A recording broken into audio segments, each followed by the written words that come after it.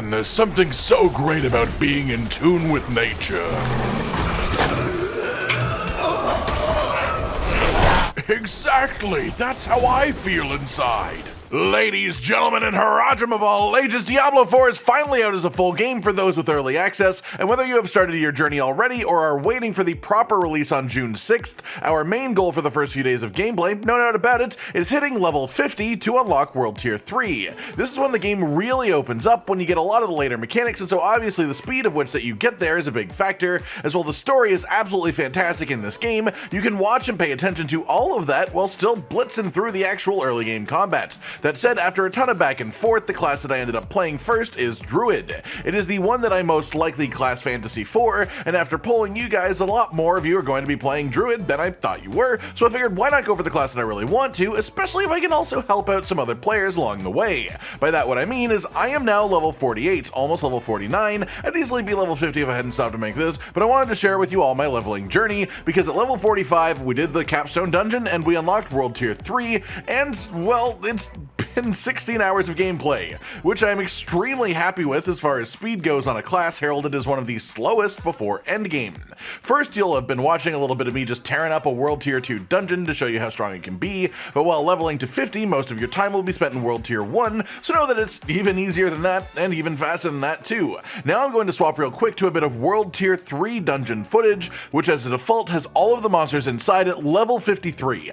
I'm level 47 when I'm doing this, so put that into perspective. Yes, it is slow, it is methodical, but this is me 6 levels under the scaling threshold of World Tier 3. The fact that I can even complete it shows that the build is fantastically good enough. The build itself then is a Tornado and Companion combo Druid. I'll go through the build level by level, bit by bit in a minute, but first I just want to show you why this works so well and explain the theory behind it. Essentially, Druid is heralded as one of the weaker leveling classes in early game because it's relatively slow and its damage struggles a bit before Legendaries. The main exception to this is the companion skills. So to make this work well in earlier levels, we essentially just get every single companion, wolves, poison creeper, and ravens, then we find ways to make them as strong as possible. For example, Tornado is our core skill, does do damage, and it does decent damage too, but its actual main purpose is to apply crowd control and get crits. We have various skills and also gear stats that boost all damage due to enemies that are CC'd, which does affect our companions, and also to enemies that are slowed. And slow of course counts as crowd control too, so we slow every enemy that you could ever see. They take loads of extra damage as a result from that. As for the crits, this is mostly due to a spirit boon and a skill enhancement. The enhancement is Brutal Wolf Pack. This makes your wolves attack 20% faster for 3 seconds after you get a crit, and your tornadoes can keep that at nearly full uptime if you just get a little touch of luck. Then secondly, the Pack Leader Spirit boon that we'll be getting gives you a 20% lucky hit chance for crits to reset the cooldown of all companion skills. This most notably affects Poison Creeper, which is one of our highest sources of damage with a relatively long cooldown as a base. This doesn't happen crazy often, but when it does, it is insanely good for you. That's the general basis of this build then. Other than that, it just sort of works extremely well together, little synergies here and there, applying the vulnerable buff loads for a 20% damage boost, and the tankiness is off the charts too, relatively speaking. Look at this graph! Of course, it's worth mentioning if you happen to get a couple of busted legendaries, then something like the Pulverized build can outperform this for sure, but that is totally RNG as the Codex of Power aspects for Pulverized build are all unlocked in a level 40 zone, so it's hard to call that a leveling build at that point unless you happen to get those legendaries as random drops super early on. All of that said, let's dive into the level by level breakdown of where I put my skills. I did some theory crafting the other day on how I'd be doing this, where I broke down each level in depth, and I pretty much just followed that with a couple of exceptions, so I will be going through this pretty quickly now that you know the general reasonings behind the build as a whole. Level 1, we take the Storm Strike basic skill, then we grab Enhanced Storm Strike, then Fierce Storm Strike. After that we grab Tornado, then Enhanced Tornado, then Primal Tornado. Then I actually found myself with no survival issues at that point, obviously, so I put 2 more points into Tornado before working my way over to the defensive skill of the build, Earthen Bulwark. Then you want Enhanced Bulwark and Innate Earthen Bulwark, which also turns the skill into somewhat of a damage skill as well.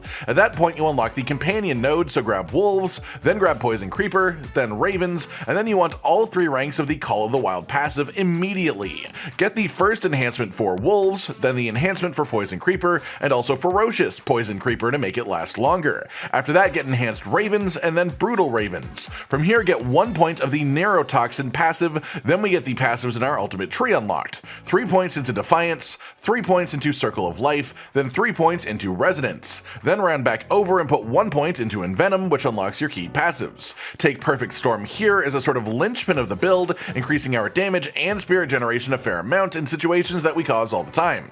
Then get the other 2 ranks of envenom and back up to the core skill node for some passives here. Grab Heart of the Wild as a gateway to let you put 3 points into abundance and then also 3 points into wild impulses. Put the final 2 ranks into tornado so it's maxed at 5, higher if you have gear that boosts it like I do. Then put 2 points into wolves and get the brutal wolves enhancement. If you are feeling a particular struggle for survival at this point, you can go with ferocious wolves instead, but brutal wolves is the higher damage option, obviously. After that, put 4 points into poison creeper to max it out. At this point, you are likely approaching the capstone dungeon in world tier 3, so put 3 points into ancestral fortitude for some extra tankiness just to help you survive a little bit easier. Then your last 3 points into natural disaster down here, giving more damage to earthen bulwark and more damage to tornado and storm strike when hitting stunned, immobilized, or knocked back enemies, and that's going to be it for your skill points. Generally, I'd recommend getting the first bonus skill point from renown in every zone that you go for. The second one can wait until you get it naturally, or you can focus them on later on when you're a higher level, but the first one is quite important to help you stay on par with scaling progression as you level. So you'll probably hit level 50 with pretty much that full skill list filled out that I have here, except natural disaster, which you can mop up after the fact.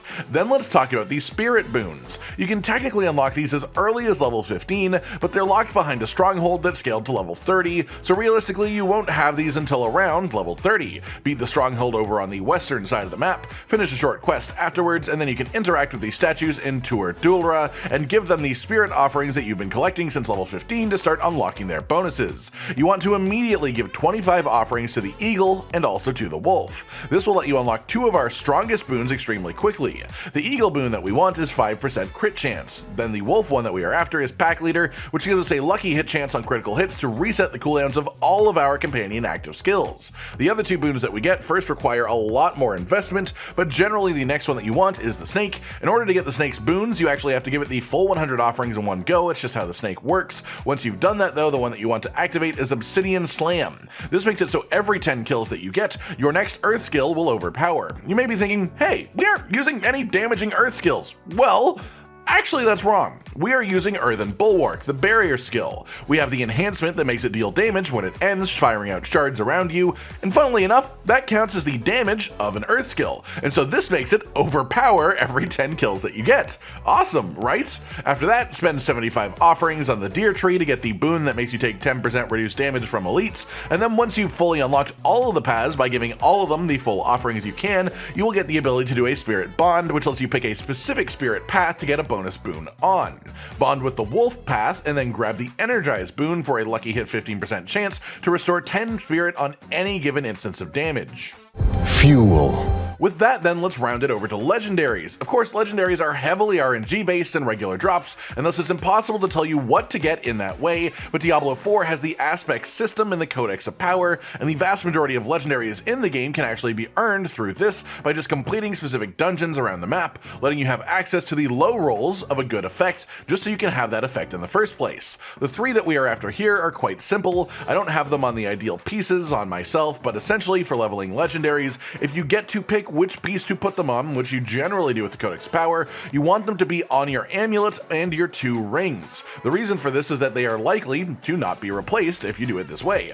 Armor pieces gain a ton of armor as they gain item level, they gain stronger stat boosts and secondary effects that you really want to beef up. Weapons decide your literal damage of every single attack, so using a subpar weapon to keep a legendary effect is a losing battle as you keep going, but amulets and rings don't really get significantly better from like level 20, even up to level 50 50. So stick your legendaries on your jewelry if you can, and you won't feel the need to replace them because the effects will be much more worthy than the stats that you'd be gaining. That said, here are the 3 core legendaries to this setup. The aspect of Mending Stone is your main defensive power. It literally triples the duration of Earthen Bulwark's barrier, and then it also lets you build that barrier back up actively every time you kill an enemy while it's on. To unlock this for your codex, you need to do the Sealed Archives dungeon in the Dry Steppes, which is Act 3 of the story, and it's located right here on your map. This is the one that you want on your amulet specifically, as it cannot be put on a ring, and as we talked about before, ideally you want these to be on your 3 jewelry slots. Next up then is the aspect of the Umbral. This gives you 1 to 4 spirit when you crowd control an enemy. Every single thing that we do crowd controls enemies, so this is a massive source of spirit generation. Of course, the Codex of Power version of this is locked to be 1 spirit, which is an extremely low roll for it, but it is still more than worth it to have this just as a base for the sake of the build. That said, this one is unlocked for the Codex from the Champion's Demise dungeon, also in the Dry Steppes, located right over here on your map as a whole. Then finally, you want the Shepherd's aspect. This makes core skills deal 6 to 8% bonus damage for each active companion. We have all of the companions active in this build, and so this is a massive damage boost to Tornado just flat out. You can grab the Codex of Power aspect for this from the Blood-Soaked Crag dungeon, once again in the Dry Steppes. Actually, all 3 of these dungeons are pretty damn close to each other, so you can just complete them one at a time in a nice little run once you get to the area. Those are the ones that you can guarantee yourself to get then, but there are also other ones that can drop too that aren't part of the Codex of Power that can boost this build even further, such as the Stampede effect. This gives you an extra wolf and also gives you a percentage boost to companion damage. We're using all the companions, so obviously it's really good. I got this one pretty early on. It was an okay roll, but it was still a lovely bonus to my early stage gameplay. Past that then, as far as general gearing goes, you want as much of these stats that boost your damage on crowd controlled or slowed enemies as you can possibly get. Every enemy that you fight will be slowed or inflicted with some other form of crowd control as a result of what this build is, except for elites. At the current point that I'm at, I've got 21% increased damage on crowd controlled enemies and 20% increase on slowed enemies. So essentially that's 41% increased damage to every enemy that I'll be fighting at any given point, just because of focusing on those 2 specific stats. Movement speed bonuses are great as Druid can be a bit slow, and aside from that, just any armor that happens to drop with boost to the skill rank of active skills that we're obviously using is good to have too. And that's it then as far as what the build is in every aspect, so I guess let's just talk a little bit about how to play it in general. It's pretty simple though. Once you have all of your skills, it becomes very easy to follow. If you are not worried about survival, then pop Earthen Bulwark on cooldown just so you can get the damage pop at the end of its active often. If you are worried about survival, then save Earthen Bulwark for more important moments. It gives you the Unstoppable bonus, which makes you immune to CC and slows and all that stuff. It lasts for 9 seconds if you have the legendary, so that is extremely strong even for that reason alone. Use companion skills on cooldown, favoring Poison Creeper as our strongest one, then Wolves, then Ravens. The main reason for this is that we have the ability to reset companion skill cooldowns at random, and if this procs, you absolutely need it to reset Poison Creeper. So you want this always on cooldown as it's just your strongest thing. Aside from that, use Storm Strike to build up spirit, use Tornado to spend spirit, and it's as simple as that, really. Then, honestly, that's it. That's what the build is in concept, why it's as good as it is, along with some footage of it just beating the hell out of a couple of dungeons, how to make it yourself in a step-by-step guide, which boons to take, which legendary powers you can hunt down, and where to do it, which gear stats that you want to aim for as well, and then the general play-by-play of how to actually use it in combat if you want that too. I hope you've enjoyed this, and I hope you enjoy using this build if you try it out for yourself. Once I hit over level 50 and I collect some more codex powers, I will be changing builds myself. This was entirely just the build that I chose to get myself here the fastest, and it worked. If you want to see what build I go for next, let me know down in the comments, but just know that I plan on being a big beefy bear for the foreseeable future. Like if you like the video, subscribe to the notification bell for more, and most importantly, ladies and gentlemen, until next time, stay sweet. Josh, Cotton, and Hollow with the videos, dropping the humor like a hammer on your tippy toes, bringing entertainment on a daily arrangement to take our insanity and turn it into entertainment. Yes, I said entertainment twice, to reiterate that it is nice to look into your faces on a mostly daily basis when you let us in your homes to make the whole world a stage. Goodbye.